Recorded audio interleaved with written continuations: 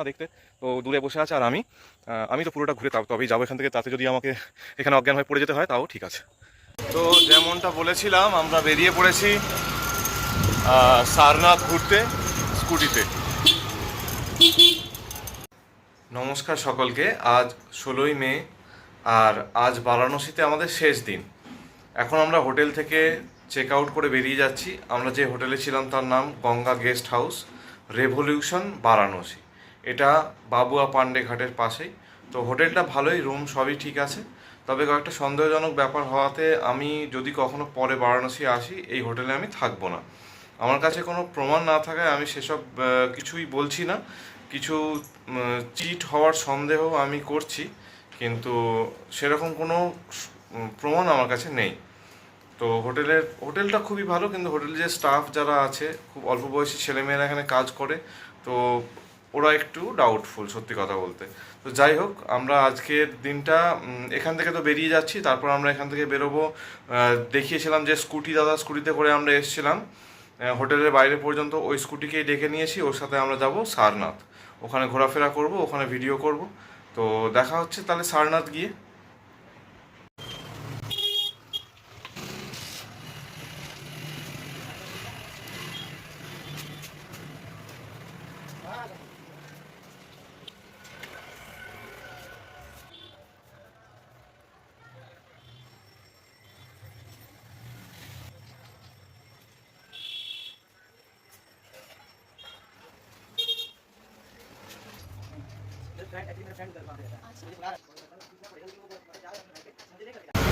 আজ সকালে খুব তাড়াতাড়ি ঘুম ভেঙে গেছিলো, প্রায় সকাল 6টায়, কিন্তু আমি আজ সকালে ঘাটে যাওয়ার ইচ্ছা হলেও আজ ঘাটে যাইনি, কারণ গতকাল রাতেই আমি মা গঙ্গাকে বিদায় জানিয়ে দিয়েছিলাম। তাই সকালে গিয়ে আবার নিজের আর মনটা খারাপ করতে চাইনি।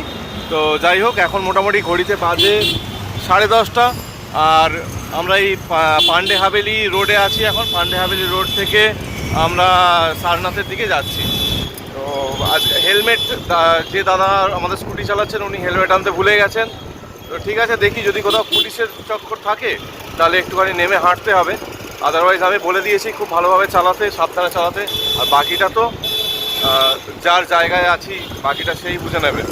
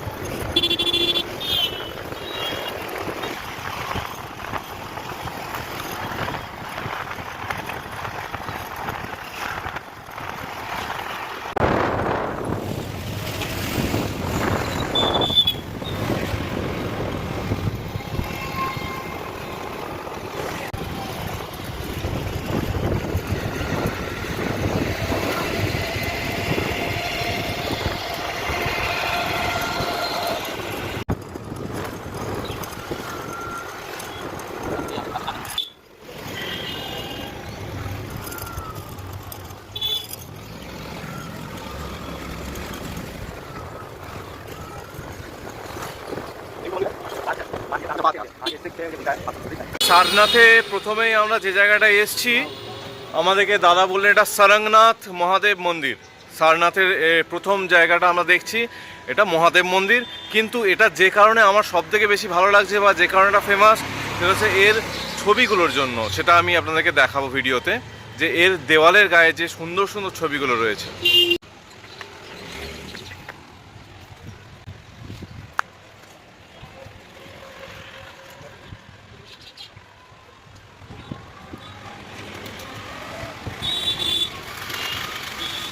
বেনারসের অনেক বিখ্যাত জিনিসের কথাই আমরা জানি, মন্দির একটা, সেখানকার খাওয়া দাওয়া এবং চা, পান, শাড়ি, কিন্তু এখানের যে আর্ট, সেই আর্টটা কিন্তু অসাধারণ।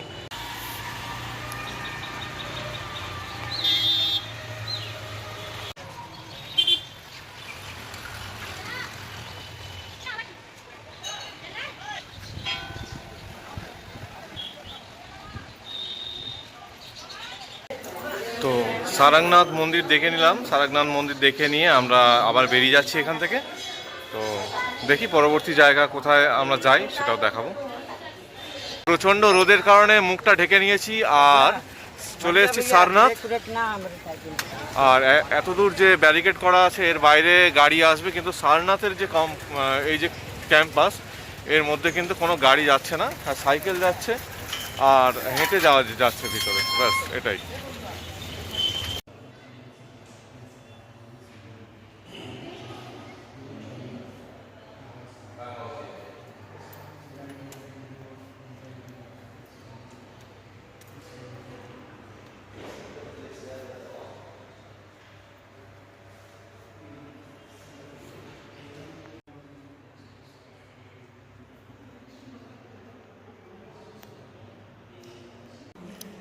এই বৌদ্ধ মন্দিরটি নতুন করে পরে তৈরি করা হয়েছিল মূলগন্ধকুট্টি বিহার নাম দিয়ে, কিন্তু প্রাচীন মন্দিরটি পাশে রয়েছে। তো এই নতুন মন্দিরের মধ্যে যে চিত্রগুলো আমরা দেখছি এগুলো জাপানের একজন বিখ্যাত শিল্পী এই চিত্রগুলি তিনি অঙ্কন করেছেন দেওয়ালের গায়ে, যেটা দেখতে অসাধারণ লাগছে। এটা সত্যি অভূতপূর্ব, তার এই কারুকার্য অসাধারণ। তো আমরা যেটা জানি যে সারনাথেই বুদ্ধদেব প্রথম তার বোধি লাভ হওয়ার পরে প্রথম তিনি তার জ্ঞানটা প্রচার করতে শুরু করেছিলেন। তার 5 জন শিষ্যকে তিনি তার জ্ঞান জানিয়েছিলেন। তারপর থেকেই এই বৌদ্ধ ধর্মটি ছড়িয়ে পড়েছিল। তা বুদ্ধ মন্দির থেকে বেরিয়ে আমরা সামনেই এই জায়গাটা চলে এসেছি। দেখুন এখানে গাছের ছায়া আছে আর এই গাছের তলাতেই সেই বিখ্যাত সেই স্থাপত্য, সেই যে মূর্তিটা রয়েছে বুদ্ধদেব, যেখানে তিনি 5 জন শিষ্যকে তার যে বোধি লাভের পরে তার যে জ্ঞান তিনি এই 5 জন শিষ্যকে দিয়েছিলেন। তো তারপর থেকে যেভাবে ছড়িয়ে পড়ে বৌদ্ধ ধর্ম, সেই যে অসাধারণ বানানো হয়েছে এই চিত্রটা, অসাধারণ ছাড়া কিছুই আমার তেমন বিশেষণ আমার মুখে আসছে না, কারণ আমি অভিভূত এটা দেখে যে এত সুন্দরভাবে এটাকে তৈরি করা হয়েছে। আর সত্যি বলতে কি, বৌদ্ধ ধর্মের যে শুরু, বৌদ্ধ তো কিছুই বলতে চাননি সেভাবে, যেটা উনি ফিল করেছিলেন সবটাই নিজের মধ্যে রেখেছিলেন, এবং উনি হয়তো যা কিছু বুঝেছিলেন এবং যা কিছু বুঝিয়েছিলেন এই 5 শিষ্যকে, তো সেটাও এই আর কি খানিকটা বিকৃত হয়ে গেছিলো হয়তো পরের দিকে, যদিও আমি এসব বিচার করার কেউই নই। তো যদি আমরা বুদ্ধদেব সম্বন্ধে পড়াশোনা করি তাহলে এগুলো নিশ্চয়ই নিজেদের মতো করেই জানতে পারবো। এখানে কিন্তু এগুলো বলার জন্য গাইড আছে, তো সেই গাইড 100 টাকা করে নেবে, কিন্তু যেহেতু আমি কোনো গাইড নিইনি, আমি মাঝে মধ্যে যেটা আমার প্রয়োজন সেটা ইন্টারনেট থেকে পড়ে নিয়ে তারপরে সেটাকেই বলছি। তো সবই অ্যাভেলেবেল রয়েছে ইন্টারনেটে। আমার মনে হয় এখানে 100 টাকা দিয়ে, আর ওরাও যেভাবে একদম মেকানিক্যালভাবে আপনাকে কোনো রকমে কিছু একটা বলে দেবে, আপনি হয়তো তার অর্ধেক কিছু বুঝতেই পারবেন না। তো তার থেকে ভালো নিজের মতো করে দেখুন, আর আছে তো ইন্টারনেট তো সাথে থাকবেই। তবে হ্যাঁ, এখানে নেটওয়ার্ক কিন্তু খুব ভালো নয়, চলে যাওয়ার মতো, মোটামুটি গুগল সার্চগুলো করা যায়, কোনো অসুবিধা হয় না। তো এই ছিল জায়গাটা, এটাই আমার চোখে এই জায়গাটার মাহাত্ম্য এরকমই। বুদ্ধদেব এখানে বসে তার 5 জন শিষ্যকে তার বোধি লাভ করার পরে তার যে জ্ঞান, সেই জ্ঞানটা প্রদান করছেন। 20 টাকা করে টিকিট কেটে আমরা একটু পার্কে বেড়াতে এসেছি, এর ভিতরেই আছে ডিয়ার পার্ক আছে, ওখানে বেড়াতে এসেছি। কিন্তু এটা যদিও পরে বানানো, এটা অবশ্যই তখনকার জিনিস নয়, চিড়িয়াখানা একটা। তো দেখি চিড়িয়াখানাটাও বেরিয়ে যাই, আমাদের কাছে তো সময় আছেই। আর প্রচণ্ড গরম বাইরে, তো চিড়িয়াখানার যে জায়গাটা সেটা খুব ছায়া শীতল, বড় বড় গাছ দিয়ে, তো এখানে কিন্তু সেই কষ্টটা নেই।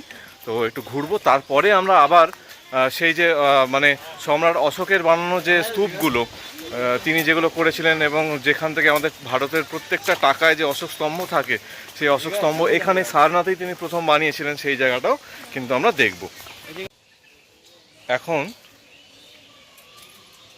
চিড়িয়াখানার যে জায়গাটাতে আমরা দাঁড়িয়ে আছি, বাইরের থেকে কম করে 4 থেকে 5 ডিগ্রি সেলসিয়াস তো কম হবেই, তো ভীষণই আরামদায়ক। আর এখানে পাখি রয়েছে, আমাদের কলকাতার জুতে যেরকম আলিপুর জুতেও আছে, এখানেও রয়েছে, বড় বড় সারস রয়েছে। তো তো মাছ তো এখানে কেউ খায় না, তো এদেরকে মাছ, কারণ এদের এই যে কেজের বাইরে প্রচণ্ড দুর্গন্ধ কিন্তু মাছের, তো এটা একটা ব্যাপার আছে যেটা ওখানেও আমাদের আই থিঙ্ক যে কোনো জুতেই আমরা গেলে এইটা পাবোই।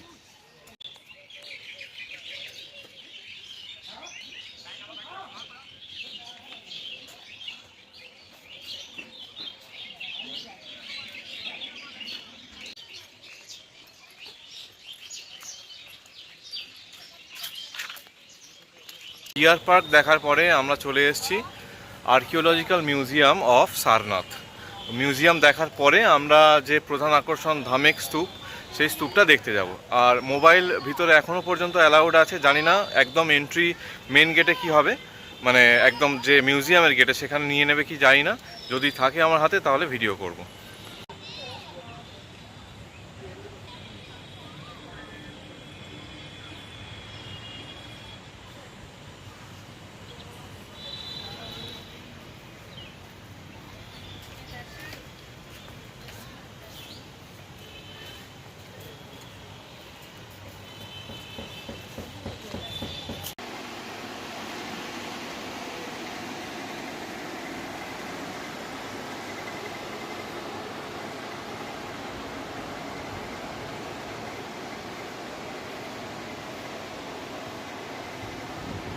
সারনাথ মিউজিয়ামের প্রথম ঘরে আমি চলে এসেছি, আর এখানে অনেক পুরনো মূর্তি রয়েছে, 5th সেঞ্চুরি 10th সেঞ্চুরি মূর্তি রয়েছে, কিন্তু প্রত্যেকটা মূর্তিরই একটা বিশেষত্ব, সেটা হচ্ছে এর মুখ ভাঙা। সব মূর্তিরই মুখ ভাঙা আছে, এবং সব মূর্তিরই মুখটা না হলেও তার নাকটা ভাঙা আছে। মানে সেগুলোকে কোনো না কোনোভাবে মানে আঘাত করে ভাঙা হয়েছে বলেই মনে হয়। যদিও সেগুলো অনেক পুরানো, কিন্তু প্রত্যেকটারই একটাই প্যাটার্ন, সেগুলোর মুখ বা বিশেষত সেগুলোর নাকটা ভাঙা। তো আমার মনে হয় কোনো না একটা সময় এই মূর্তিগুলোকে অসম্মান জানানোর জন্য সেগুলোর নাকগুলোকে ভেঙে দেওয়া হয়েছে। এবং এটা বলে দেওয়া ভালো যে সেই মূর্তিগুলো কিসের, সেগুলোর বেশিরভাগই কোনোটা গণেশ, কোনোটা শিব, কোনোটা পার্বতী। তো সমস্তগুলোই বেশিরভাগ কেন সমস্তই হিন্দু দেবদেবীদের মূর্তি রয়েছে এইখানে। আর পরের ঘরে এসে আমরা এত মূর্তি দেখছি, অনেক মূর্তি আছে, তার মাঝখানে অশোকের যে অশোক স্তম্ভ, 4টে সিংহর যে মূর্তি, সেই অশোক স্তম্ভটিও মাঝখানে রাখা আছে। কিন্তু এর সব থেকে আমার যেটা অবাক করার মতো জিনিস মনে হয়েছে, 1st সেঞ্চুরি আমব্রেলা বলে একটি স্থাপত্য আছে। মনে হয় এটি কোনো রাজাদের কোনো ছাউনি, মাথার ওপরে একটি ছাতার মতো হয়তো ওটা ব্যবহার হতো। দেখুন, এটা একটা ছাতা যেটা পাথরের তৈরি, এবং এটা ভেঙে গেছিলো, কিন্তু এটাকে সুন্দর করে সাজিয়ে একটা ছাতার আকার দিয়ে রাখা হয়েছে। তো এটাই ছিল 1st সেঞ্চুরির ছাতা। এই মিউজিয়ামটা পুরোপুরি ভালোভাবে দেখতে আমার ধারণা প্রায় 3 থেকে 4 ঘন্টা সময় লাগবে, কিন্তু জানি না কতক্ষণ সময় আমরা এখানে দিতে পারবো। তো যতটা পারছি ফটো ভিডিও করে নিয়ে চলে যাচ্ছি সাথে করে স্মৃতি হিসাবে, কিন্তু আরও ভালো করে ডিটেল এগুলো ডেসক্রিপশন দেখতে পারলে আমাদের আরও ভালো লাগতো। সারনাথ মিউজিয়ামের এই প্রাচীন মূর্তিগুলি আমাদেরকে সত্যিই ভীষণভাবে অবাক করে দেয়। আর তখনকার মানুষের এই যে শিল্প জ্ঞান, যে স্থাপত্যের যে জ্ঞান, সেই যে নিদর্শন, সত্যি অসাধারণ। আর অবাক হয়ে যেতে হয় দেখলে। আর যে জিনিসটা আরও বেশি করে মনকে আরও ইচ্ছা জাগায় মনের মধ্যে, যে মনে হয় যেন এরকম মূর্তিগুলোকে আমরা নিয়ে গিয়ে নিজের বাড়িতে নিজের কাছে রেখে দিই। আর খুব খারাপ লাগে দেখলে যখন এই সমস্ত দেবদেবীর মূর্তির ইচ্ছাকৃত যখন ক্ষত দেখতে পাই, যেটা দেখে মনেই হয় যে এগুলোকে আঘাত করে ভাঙা হয়েছে।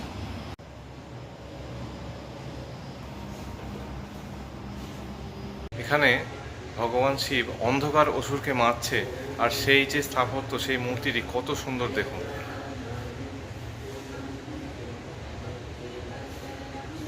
তার ত্রিশূল দিয়ে বধ করছে অন্ধকার অসুরকে।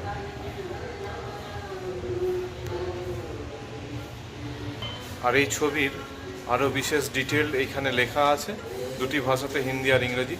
যদি মনে হয় আপনারা এটা পজ করে পড়তে পারেন।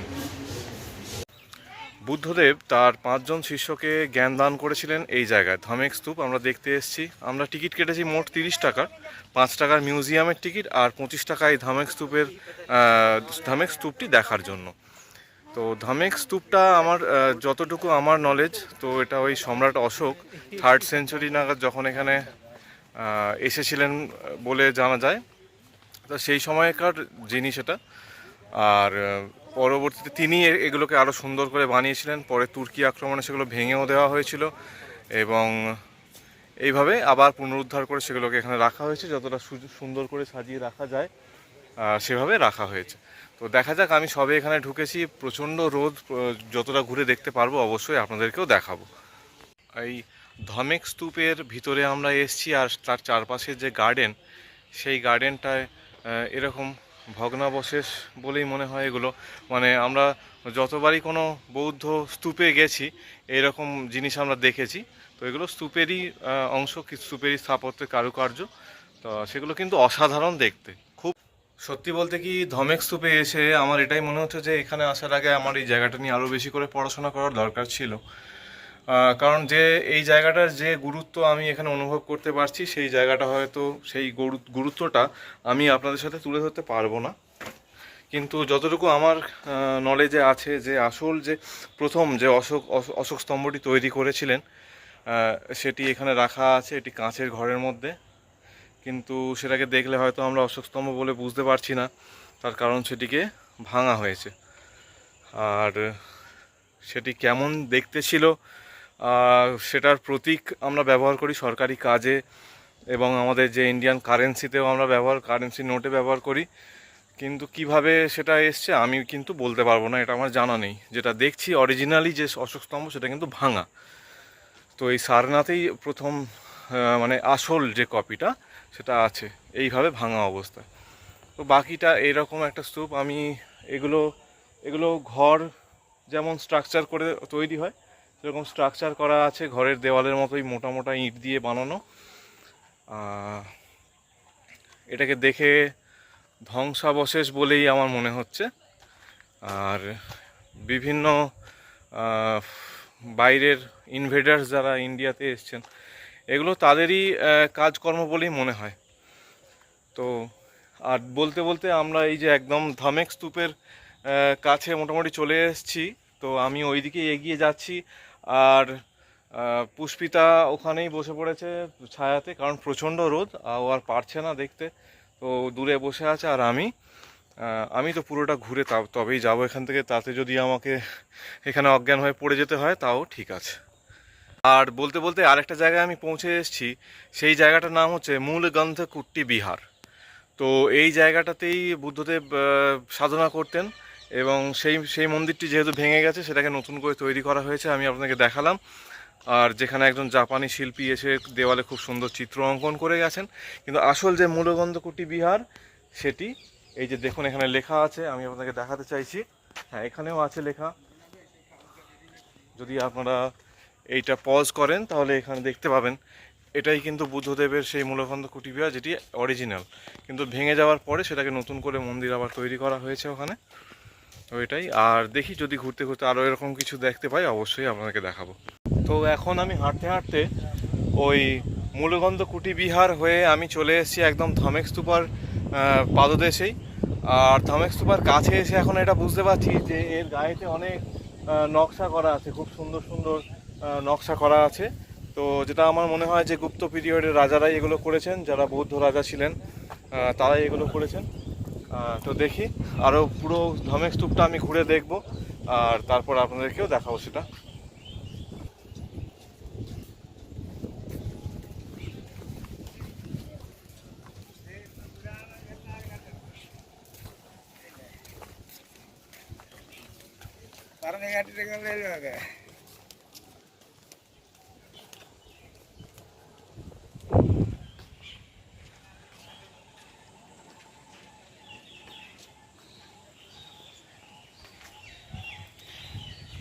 এর ভিতরে কিছু নেই, এর ভিতরে যাওয়ার কোনো রাস্তাও নেই। এটা একটা স্তূপ, স্তূপের ভিতরে তো যাওয়া যায় না, এটা কোনো ঘর নয়। আর এখানে সেই স্তূপের অনেক ছবি দেওয়া আছে, আর্কিওলজিক্যাল সার্ভে অফ ইন্ডিয়ার। এগুলো আমরা ইন্টারনেটে পেয়েই যাবো, যে এক্সকাভেশন হয়েছিল যখন, সেই বিভিন্ন সময়ের এক্সকাভেশনের ছবিগুলো একটুখানি দেখিয়ে দিই।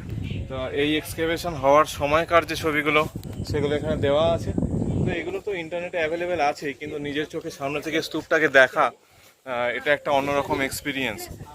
যেহেতু এখানে ভগবান বুদ্ধদেব ছিলেন এবং এখানেই তিনি প্রথমবারের জন্য তার জ্ঞান প্রচার করেছিলেন।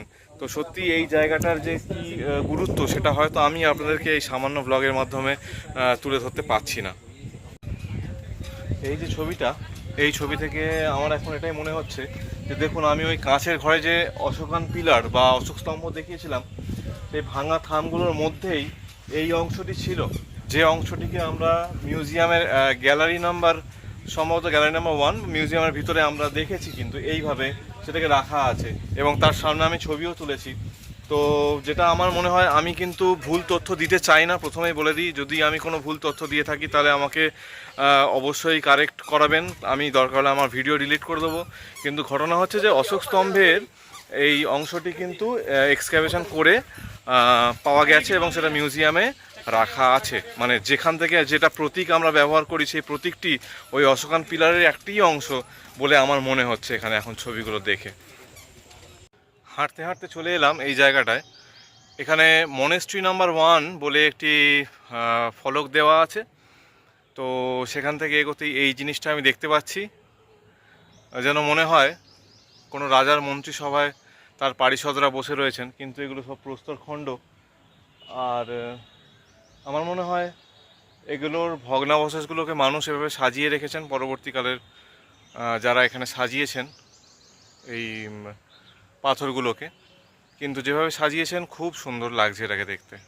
তো ধামেক স্তূপ থেকে আমি ঘুরতে ঘুরতে সামনের দিকে আসছি, আর এই জায়গাটা দেখতে পেলাম, সেটা ধর্মচক্র জিন বিহার নাম আছে এই জায়গাটা। তো এটা দেখে মনে হয় যে এটা মনেস্ট্রির একটি বেসমেন্ট, নিচে দিয়ে যাওয়ার রাস্তা ছিল, মানে সেটাকে পরবর্তীকালে লোহার গ্রিল দিয়ে আটকানো হয়েছে, কিন্তু এটা একটা বেসমেন্ট, নিচের তলার বাড়ি। দেখুন মাটির লেভেল থেকে এটা কতটা নিচে। এটি, আমি যদি ভুল না হয়ে থাকি, তাহলে এটি একটি বেসমেন্ট। এই স্ট্রাকচারটির কি রহস্য তা আমি বুঝতে পারছি না, কিন্তু এটি ভীষণ রহস্যময় একটি স্ট্রাকচার। দেখতেই পাচ্ছেন এটা গোলাকৃতি, তার সাথে এখানে এইভাবে একটি চওড়া দেওয়াল দিয়ে ঘেরা কূপের মতন। অদ্ভুত।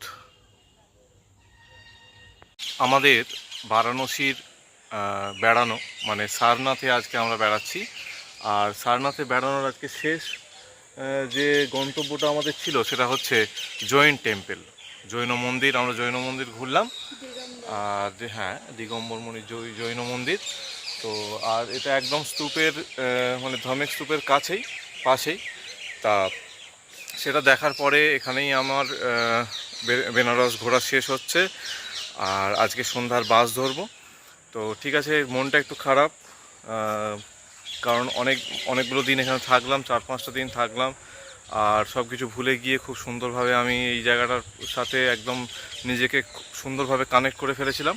কিন্তু অ্যাটাচমেন্ট এটাকেও ছেড়ে যেতে হবে। আর ঠিক আছে, তাহলে এখানেই আমি আমার ভ্রমণের ব্লগ শেষ করছি। এরপরে আমি বাসে গিয়ে আমার বাসের জার্নিটা আপনাদের সাথে শেয়ার করব। আর যারা যারা আমার এই বেনারসের ব্লগ প্রথম থেকে দেখেছেন তাদেরকে অসংখ্য ধন্যবাদ। আর আজকের ভিডিওটাও যদি আপনাদের ভালো লাগে অবশ্যই লাইক, কমেন্ট, শেয়ার করবেন। আর যদি মনে হয় তাহলে সাবস্ক্রাইব করবেন। আমি আবারও ভিডিও দেব, হয়তো গুছিয়ে কথা বলতে পারছি না, কিন্তু আস্তে আস্তে ওটাও ঠিক হয়ে যাবে বলে আমার মনে হয়। আমি কোনোদিন তো এরকম করিনি, এটাই আমার প্রথম সিরিজ ব্লগের। তো সাবস্ক্রাইব করে রাখুন, আমি আপনাদেরকে নিরাশ করব না। ধন্যবাদ।